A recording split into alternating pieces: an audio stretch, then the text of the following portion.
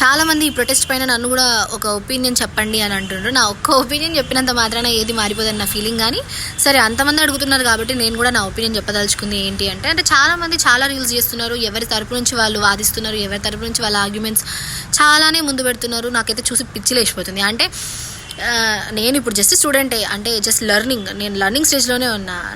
And also నేను చాలా neutral, ఎలాంటి పార్టీకి స్టిక్ ఆన్ అయితే లేను. అంటే నేను చూసిన రీల్స్ అన్నీ చెప్పిన వాళ్ళందరూ, ఆర్గ్యుమెంట్స్ ఇచ్చిన వాళ్ళందరూ ఎలా ఉన్నారంటే ఏదో ఒక పార్టీకి స్టిక్ ఆన్ అయ్యి, లేదంటే ఏదో ఒక ఇజంకి స్టిక్ ఆన్ అయ్యి ఉన్నారు.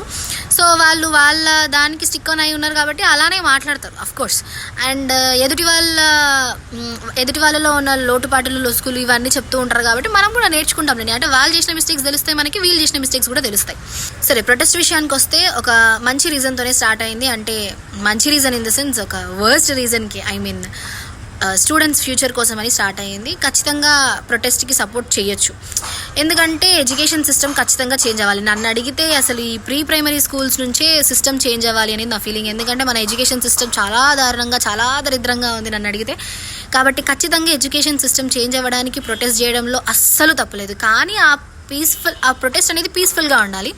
సరే, స్టార్టింగ్లో ప్రొటెస్ట్ పీస్ఫుల్గానే సాగింది. అయినప్పటికీ కొంతమంది యాంటీ నేషనల్స్ దాంట్లోకి దూరి దాన్ని వైలెంట్గా చేసిండ్రు, అది వేరే విషయం అయితే. అండ్ ఇంకొంతమంది ఏమంటారంటే అలా వైలెంట్గా జరగడానికి, అలా యాంటీ నేషనల్స్ దూరడానికి రీజన్ మళ్ళీ గవర్నమెంట్ ఫెయిల్యూరే కదా అంటే నేనేం చెప్పలేను. అంటే ఒక్క మనిషి, ఒక ప్రధానమంత్రి అన్ని చూసుకోవాలంటే కుదరదు కదా. ఒక మనిషి ఇంత పెద్ద భారతదేశాన్ని, అది కూడా మన భారతదేశంలో డైవర్స్ కల్చర్స్, డైవర్స్ రిలీజియన్స్, ఇలాంటి ఒక డైవర్స్డ్ కల్చర్ ఉన్న ఇండియాని ఒక్కరే చూసుకోవాలనేది, అది కూడా ఎలాంటి మిస్టేక్ జరగకుండా చూసుకోవడం అనేది ఇట్స్ ఇంపాసిబుల్ నన్ను అడిగితే.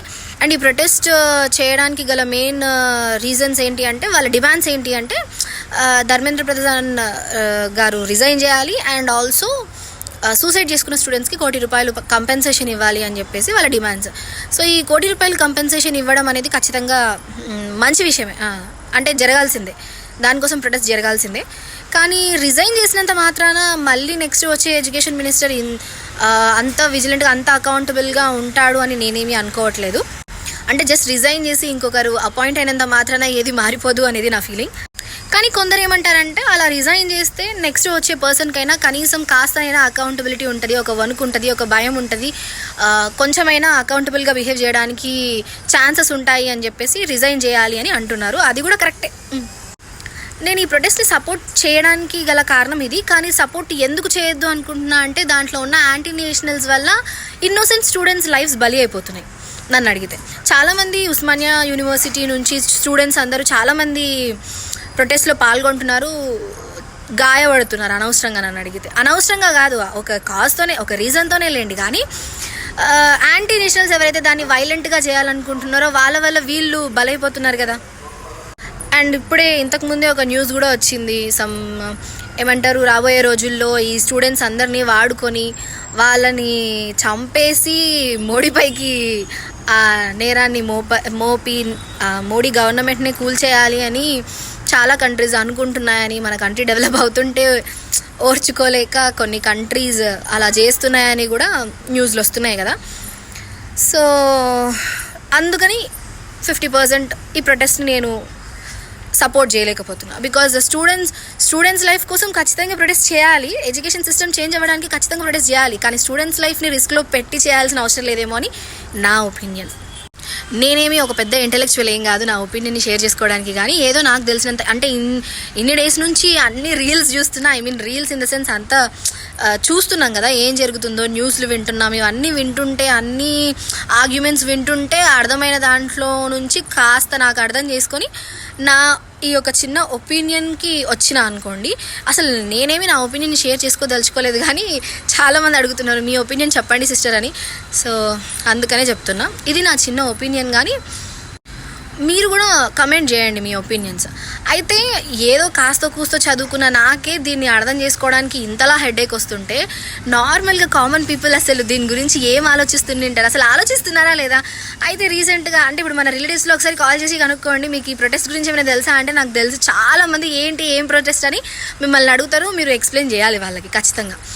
అలా ఉంది అనమాట మన సొసైటీ కూడా. మన ప్రజల్ని కూడా మనం ఏం అనలేము అనమాట, వాళ్ళు కూడా అకౌంటబుల్గా ఉండరు, అటు మన ప్రజల్ని చూసి మన గవర్నమెంట్ కూడా అకౌంటబుల్గా ఉండదు. సో అది మ్యాటర్.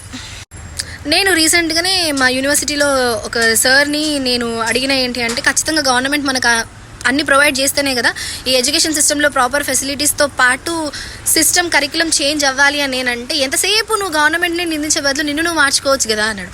అది కూడా కరెక్టే కదా సార్, అది కూడా నిజమే. మనం సిటిజన్స్ అంటే యాజ్ అ సిటిజన్గా మనం ప్రాపర్గా మన డ్యూటీస్ని నిర్వహించినప్పుడు నాకు తెలిసి కొన్ని అవంతకవే డెవలప్ అయిపోతాయి కదా. అలా అని మొత్తానికే సిటిజన్స్ అన్ని రెస్పాన్సిబిలిటీస్ని తీసుకోవాలి, గవర్నమెంట్ ఏం చేయకుండా ఉండొద్దా అంటే నో, గవర్నమెంట్ నుంచి కూడా ఉండాలి అండ్ సిటిజన్స్ నుంచి కూడా ఆ రెస్పాన్సిబిలిటీ అనేది ఉండాలి అనేది నా ఒపీనియన్. అసలు ఈ ప్రొటెస్ట్ గురించి చాలామందికి తెలియదు నన్ను అడిగితే. నాకే పిచ్చెక్కిపోతుంది అన్నీ చూస్తుంటే ఆర్గ్యుమెంట్స్.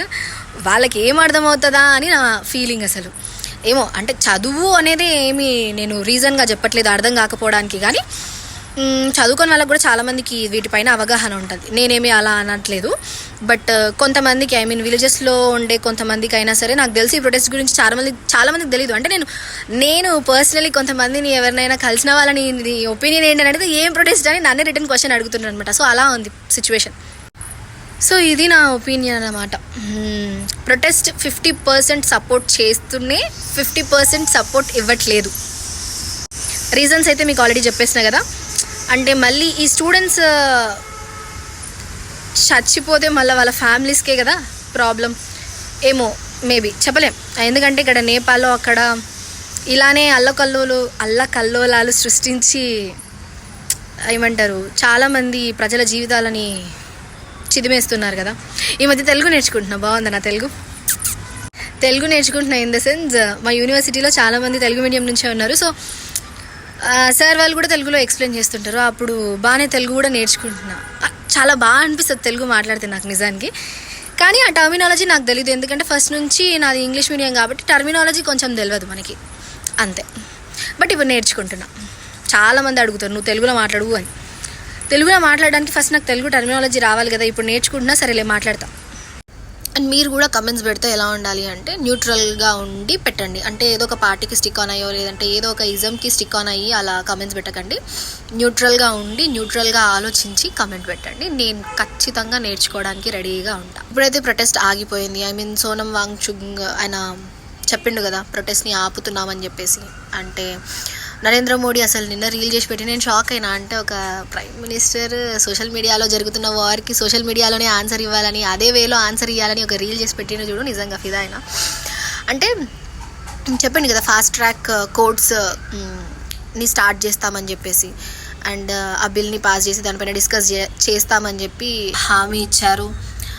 మంచిదే, అంటే ఫాస్ట్ ట్రాక్ కోర్ట్స్ ఉండడం మంచి విషయమే. అంటే అది ఖచ్చితంగా ఇంప్లిమెంట్ అవుతే బాగానే ఉంటుంది అనుకోండి. అది అవుతుందో కాదో పక్కకు పెడితే సూసైడ్ చేసుకొని చనిపోయిన చాలామంది స్టూడెంట్స్ యొక్క ఫ్యామిలీస్కి కంపెన్సేషన్ ఇవ్వాలి అనేది నా ఒపీనియన్.